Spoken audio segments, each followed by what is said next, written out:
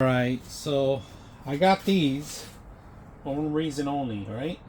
It's because I'm gonna work out in the shop and I'm drilling all the time and I'm grinding and I'm using all sorts of things to get some of the filaments out, and it's getting all over my hands and it's burning. So we want to protect our hands, and this is one way you can do that, if you guys can see that. So this is elastic, this is Velcro here, so you can tie it up, all right? And it's really long for your hands, all right? So you don't have to worry about it. And they have different sizes. This is an 18-inch right now, but this is very durable for fire protective. Any dust or particles are flying around. All right, so the way these things work are very simple, right?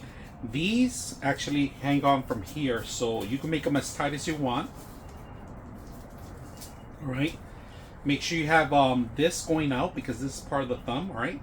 So once you get that going, just slip it on like a sock almost, you know, and make sure you grab your thumb in there.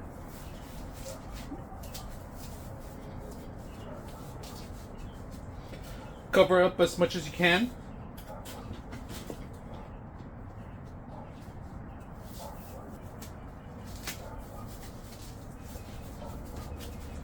Doesn't matter which way, but there it is. Very simple.